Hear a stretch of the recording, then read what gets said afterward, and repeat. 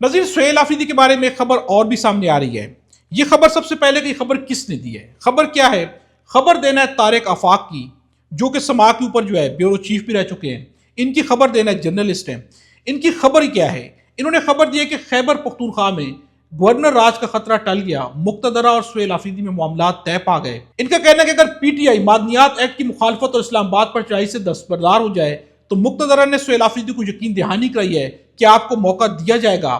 Election commission میں زیر سماعت کیسز میں سہیل آفریدی کو کلین چٹ مل جائے گی۔ یہ خبر دینا، یہ دعویٰ کرنا ہے طارق آفاق کا۔ اب یہ کس بنیاد کے اوپر خبر دی جا رہی ہے؟ کیا یہ خبر درست ہے؟ کیا سہیل آفریدی واقعی ان کے معاملات طے پا گئے ہیں اسٹیبلشمنٹ کے ساتھ، فوج کے ساتھ؟ اور کیا واقعی ان کے کیسز ختم ہو جائیں گے، ان کو کلین چٹ مل جائے گی؟ کیا انہوں نے اپنے لیے سہولیات لے لیے ہیں؟ کیا وہ بھی عمران خان کے ساتھ وہی کرنے لگے ہیں جو کہ علی مین گنڈاپور نے کیا؟ کیا وہ اپنے معاملات طے کرنے کے بعد عمران خان کو چھوڑ دیں گے؟ اس کے پیچھے حقیقت کیا ہے؟ اس خبر کو اس قدر زیادہ کیوں اچھالا جا رہا ہے؟ اس کے پیچھے حقیقت کیا ہے؟ سب سے پہلے طارق آفاق نے یہ خبر کس بنیاد پر دی ہے؟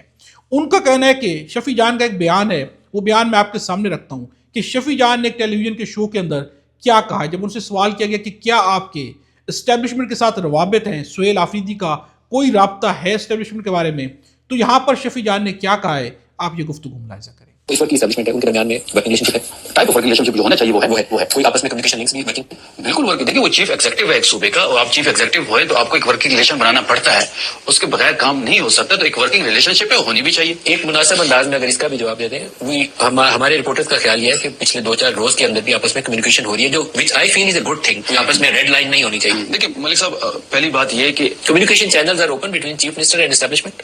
نہیں، وہ ایک ورکنگ ریلیشن شپ ہے نا، بالکل ہے، وہ رہنی چاہیے، ہونی بھی چاہیے، وہ رہنی چاہیے، نرمی آئی ہے، نہیں وہ لہجے میں نرمی اچھی بات ہے، اچھی بات ہے۔ نظیر آپ نے شفیع جان کی یہ گفتگو سنی، ان کا کہنا ہے، جب ان سے سوال کیا گیا تو ان کا کہنا ہے کہ سہیل آفریدی اور اسٹیبلشمنٹ کے ورکنگ ریلیشن شپ ہے، ان کے درمیان رابطہ ہے ورکنگ ریلیشن شپ کی حد تک، اور انہوں نے کہا کہ یہ کوئی غلط بات نہیں ہے، اور انہوں نے یہ بھی کہا کہ یہ کوئی غلط بات نہیں ہے، ورکنگ ریلیشن ہونا چاہیے۔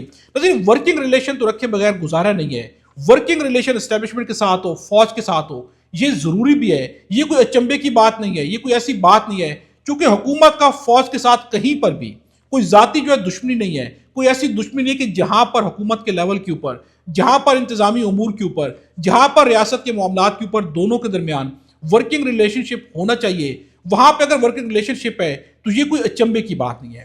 ہاں، اگر ورکنگ ریلیشن شپ کی بنیاد کے اوپر سہیل آفریدی کو کہیں نہ کہیں پر اگر ان کو کیسز معاف کرائے جاتے ہیں، کہیں نہ کہیں پر ان کو بینیفٹ دیا جاتا ہے، تو یہ بینیفٹ دیا جانا اور یہ بینیفٹ لیا جانا یہ غلط ہے۔ اگر کہیں پر عمران خان کو یہ مائنس کر دیتے ہیں کسی بھی بنیاد پر، زور زبردستی سے پارٹی کو توڑ کے کہیں پر بھی، تو اس کے بعد کیا کوئی اور بھی مائنس ہونے جا رہا ہے؟ تو اس کے بارے میں حامد میر نے ایک انکشاف کیا ہے، ان کا انکشاف ہے، ان کا کہنا ہے کہ اگر عمران خان کو سیاست سے کسی بنیاد کے اوپر مائنس کر دیا جاتا ہے، اگر کسی بنیاد پہ مائنس کر دیا جاتا ہے تو اس کے بعد کچھ شخصیات اور بھی سیاست سے مائنس ہوں گی، اور وہ شخصیات کون ہوں گی؟